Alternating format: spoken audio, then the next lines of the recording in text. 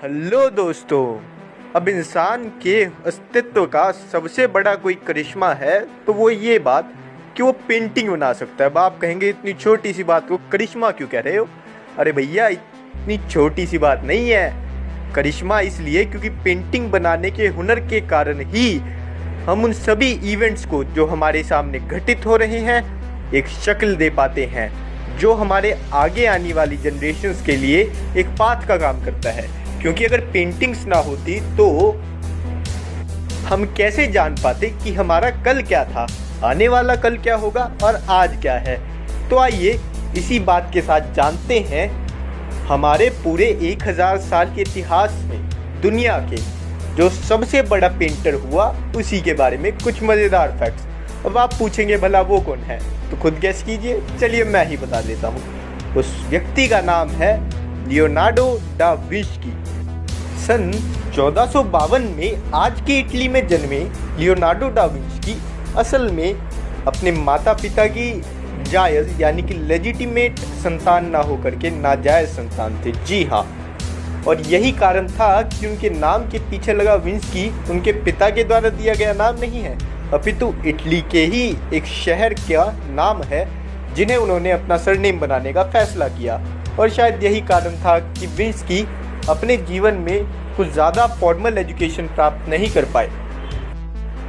अगला फैक्ट, क्या आप जानते हैं कि सदी के सबसे बड़े पेंटर के जो 3 सबसे बड़े आर्टिफैक्ट थे वो उन्हें पूरा ही नहीं कर पाया था। उसके बाद भी पेंटिंग की दुनिया में उसे सबसे बड़ा पेंटर माना जाता है। जी हाँ, उनका जो सबसे पहला असाइनमेंट था वह वे पूरा नहीं कर पाए क्योंकि फ्रेंच ने उन्हें वहाँ से निकाल दिया।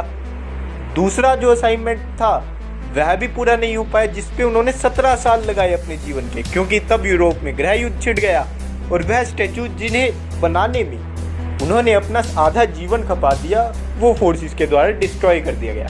और तीसरा आर्टिफैक्ट जिसके लिए वो सबसे ज़्यादा प्रसिद्ध है, जो आज भी पेंटिंग की दुनिया का सबसे प्रसिद्ध आर्टिफैक्ट मान जाता है, तो गेस कीजिए कौन सा है?